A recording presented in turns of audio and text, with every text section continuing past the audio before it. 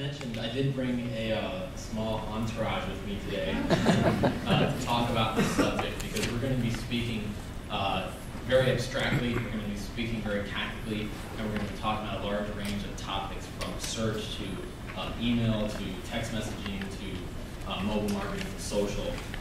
So what I wanted to do is, obviously I have coverage to make sure I can field all your questions, but also give you an opportunity to meet some of the actual practitioners and some of the actual service companies that are in this industry and are helping build and develop it. So let's go ahead and start by introducing these three gentlemen.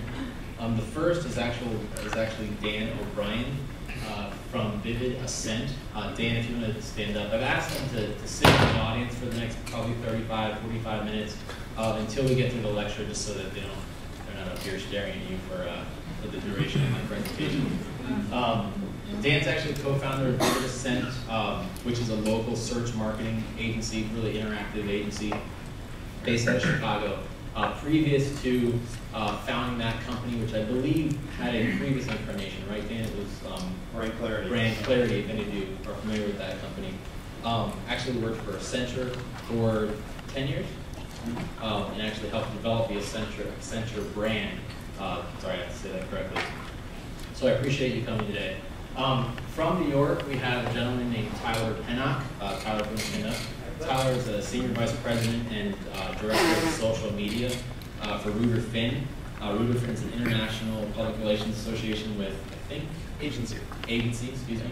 With a Chicago office. With a Chicago office, and how many global offices? Maybe a dozen-ish, maybe more. Yeah. Depends. Affiliate offices, we call them. There you go. So I appreciate you coming today. And then lastly, we've got Jeff Judge, co-founder of Interactive Media. Jeff and I know each other actually through some of the community work we're doing around mobile. We're both on the founding committee for Mobile Monday, which is a local association, actually an international organization with a local chapter. And we're in the next 3 weeks going to be founding that 501c3 and doing all kinds of fun stuff. He's also part of the Mobile Heartland Council, as well as ITA. Jeff brings a large depth of experience around mobile. Prior to that, you were with Morgan's, right? Yep. For about 8 years as a technology director. Right. And also, Jeff, Judge, and Interactive Medium have actually prepared a mobile strategy starter kit for you. It's available for download. Jeff, if you want to kind of, instructions are pretty easy, I think. Sure, yeah. A lot of times companies come to us and say they don't know where to start, so we've taken the steps to put together a real simple kind of game plan to get started. All you have to do is text the BMA, the characters BMA, to 50101.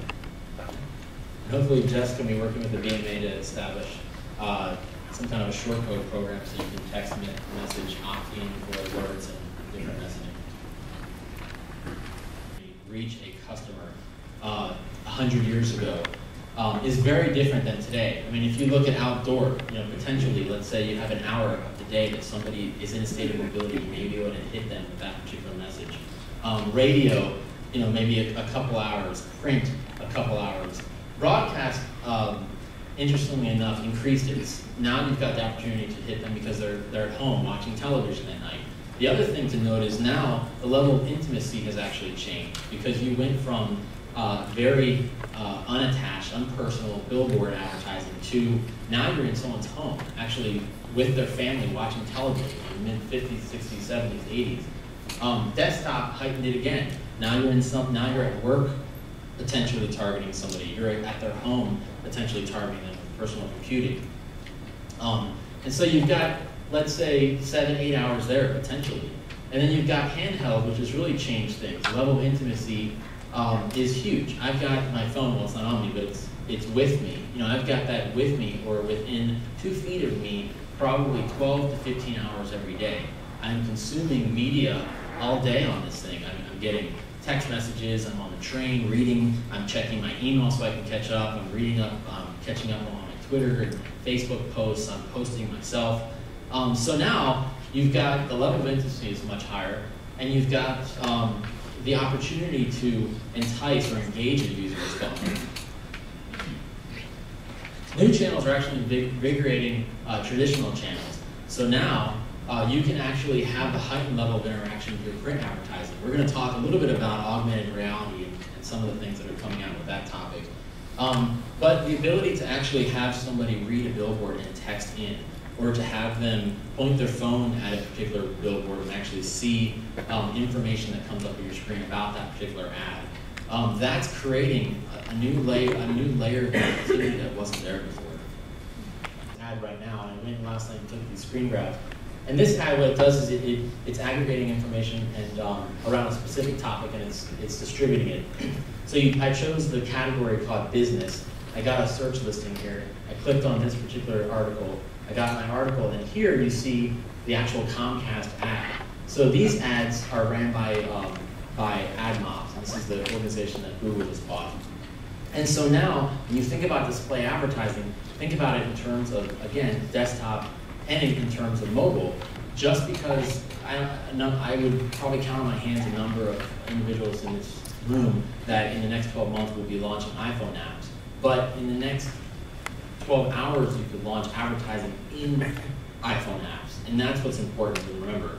Again, landing pages. Make sure that you're developing optimized landing pages, not just sending folks to the home page of your website. That is untargeted, and it's not going to yield. Are there any statistics that show what percent of the business community is using desktop searches versus mobile searches as to how to direct your spend? Interesting. That's a good question. I think one of the, there are some stats out there. One of the easiest things you can do is just look at Google Analytics or whatever analytics program you use on Azure to see what percentage of traffic goes to, that is from a mobile device versus Firefox or Internet Explorer. Yeah, the others are some helpful stats that are easily done and that could be used for your spending. Yeah, and I would, you Some of what Jeff talked about. Some devices deal with I can talk about video, but not as well as video on mobile. Yeah. So the thing with video is it's difficult to do well with mobile right now, with basically the bandwidth being the biggest issue and the device capabilities. So you're seeing some companies that are doing it. The carriers are pushing it. They're all different technologies. So it's one of the big issues with it right now is the different formats and the different handsets. And so what video format will work on an Apple iPhone won't work on a BlackBerry. So I think that that will rapidly change over the next 2 years as 4G comes out, as WiMAX comes out, as the phones become smarter and more capable of serving video. So I don't really have anything to add there. I want to say that I think that you asked about the effectiveness of social media. And I think that it's become so much better with social media, the interaction and the effectiveness of dialoguing with the customer.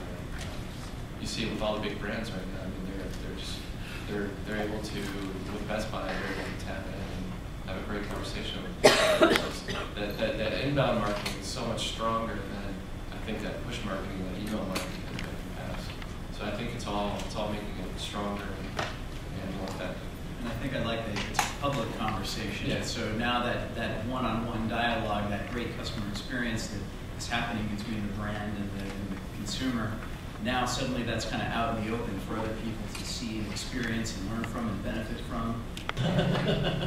Well, I was just going to say, it's interesting. I was watching a video yesterday where it was from the founder of a company called HubSpot, and he said to engage and don't be afraid to be controversial, because everything you do, you're going to make somebody upset, right? And there's going to be a certain percentage of people who aren't going to agree with you, and so people respond more favorably to your brand if you are, polarizing, right? If you're talking about what you believe in, because you'll lose some people, but you'll build up that credibility as to what your message is. So I'd say in terms of that, putting on Twitter, talking about what you're doing, using tools like Hootsuite to monitor what your competitors are doing, what you're doing, what people are saying about your company. What was and that?